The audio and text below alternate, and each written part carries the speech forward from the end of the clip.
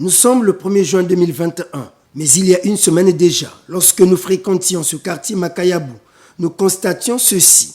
Ce câble électrique sectionné et pendant, sans que ces innocents habitués à s'amuser partout ne se rendent compte du danger d'électrocution qu'ils encourent. Hélas, la SNE2 feinte se préoccupe encore certainement du dépôt des factures ou plutôt des coupures au poteau des abonnés insolvables, à raison d'ailleurs puisqu'il faut renflouer les caisses. Ce qui gêne et dérange les populations, c'est simplement le manque de diligence dans la réparation des anomalies constatées lorsqu'on sait que les pénalités sont automatiques. Non sans évoquer les délestages intempestifs dont l'obscurité accentue les actes de vandalisme. Car, disent ces populations de Makayabou, c'est souvent dans l'intermédiaire de ces délestages que les voleurs des câbles électriques opèrent.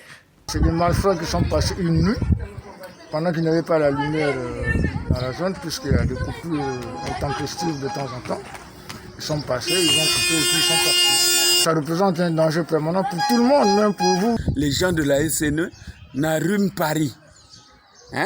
Ils n'arrivent pas à venir arranger. En tout cas, on est émouvant. C'est un câble qui porte les gens en danger public. Il y a eu vol de câble il y a de cela quelques jours. Et si vous avez constaté que c'est dû aux coupures d'électricité, surtout dans notre zone, nous avons ici deux zones. La zone du bas, il y a l'électricité de temps en temps, mais dans notre zone, il y a des coupures bêtement. Aux environs de 18h, et ça se rétablit peut-être tardivement. 3h, 4h. Et voilà pourquoi nous subissons ce genre de coups. Il y a eu vol. Il y a eu vol parce que le câble était juste de l'autre personne en face, mais tout d'un coup, bon, au lendemain, on se réveille, dès qu'on se réveille, on voit là, le câble on a coupé, mais nous ne sommes pas sûrs que ce sont les jeunes du quartier. Ça ne peut qu'être les agents de la SNE qui peuvent faire cela parce que ces derniers temps, nous avons constaté qu'il y a eu perturbation d'électricité dans le quartier, à partir de 20h jusqu'au moins à minuit.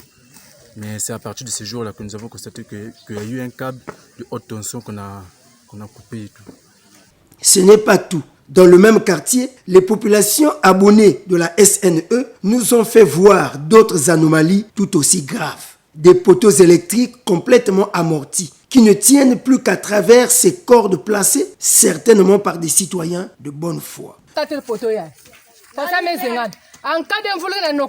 Lege boa baba ne fait que sakan ba kamino ke lutawa mutlen pu fo ve na faso yai mena ben voter ba ke voter ba yi ba ke ko ba me ko envoyer ba ka ku kipe ba famille ba wu ba kencha ba wu na ba banya ba awa ba ke fiza ba putu ba ke kuenda bet ko face poto de puya mese zengana kusengana babana fietu ke sakana minga en cas de si poto kubwa bet ke sala faso kurole mvulu ke nokaka wa bet ke vanda vrana pasi ba maske fuluka na mabodo kune bet nyoske vanaka mal à l'aise vraiment bet na sonsa na bapange bet bato l'état ba kuita dir ko bet ka ya poto yai. Même devenu énergie électrique du Congo, notre société d'électricité n'a toujours pas fait preuve de management opérationnel concernant les questions de maintenance et d'entretien conséquent de leur réseau électrique. Ces câbles sectionnés, laissés à la traîne, ces poteaux électriques courbés, retenus par des cordes de fortune, disséminés dans ce quartier Makayabou, ne sont peut-être qu'un échantillon du désordre et danger électrique dont sont soumis nombre des quartiers de la ville capitale économique, faute ou de contre-performance ou d'incompétence de la EDC.